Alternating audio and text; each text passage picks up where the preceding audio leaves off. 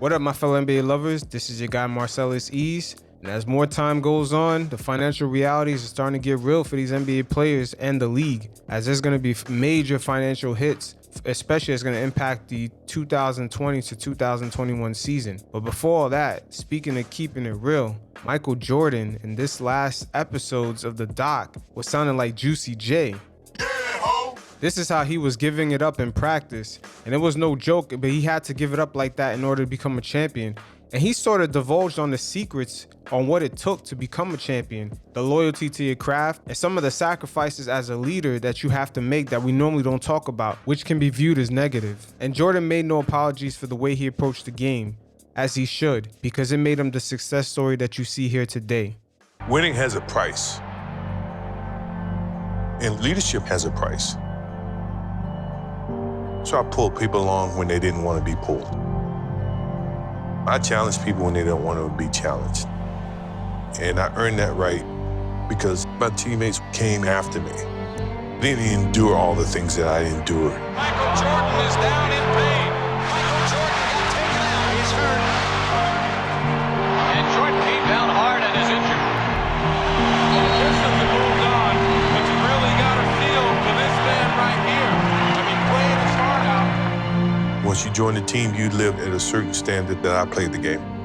And I wasn't going to take any less. Now, that means I had to go in there and get in your ass a little bit, and I did that. You ask all my teammates, the one thing about Michael Jordan was he never asked me to do something that he didn't do. When people see this, they're going to say, well, he wasn't really a nice guy. He may have been a tyrant. Oh, well, that's you, because you never wanted anything. I wanted to win, but I wanted them to win and be a part of that as well. Like, I don't have to do this. I'm only doing it because it is who I am. That's how I played the game.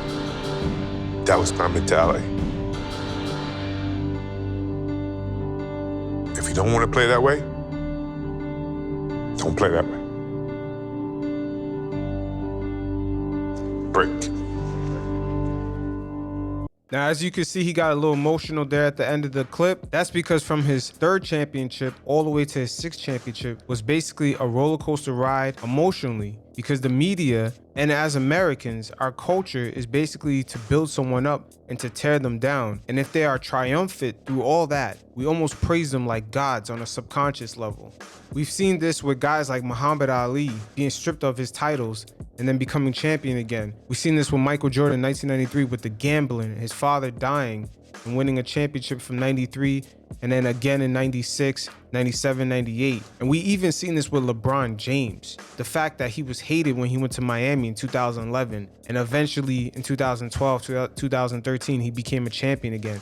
And that he was loved by the media, especially after he won in Cleveland. I mean, shit, you could even bring up Mike Tyson. It's just this thing that we have as a culture of putting guys through hell. And if they come out of it, we almost praise them like gods. And in this documentary, we sort of seen the inner workings of the mentality and mindset that it takes to become triumphant through all that bullshit. Now, speaking of bullshit, Gina Ford and Prime Media Sports is suing Zion Williams and the new agency that represents him, the CAA, and they also want Zion to admit that he took funds in order to attend Duke. She also wants him to admit all kinds of different things that violate NCAA rules. But the interesting fact about Gina Ford's sports company is that it actually wasn't certified by the NBA to represent players and clients. So it seems to me that she lost her client to the CAA and she's asked out of a lot of money.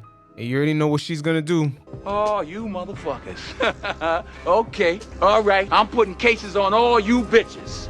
And that's that. But last but not least, the NBA and the Players Association have agreed on a 60-day extension that will basically allow the NBA to exercise the option of their doomsday clause, in which the league can actually get rid of the current collective bargaining agreement and negotiate a new one due to the financial implications of this pandemic. And it actually buys them more time to figure out how to salvage the rest of this current season or the playoffs in order to collect some more revenue.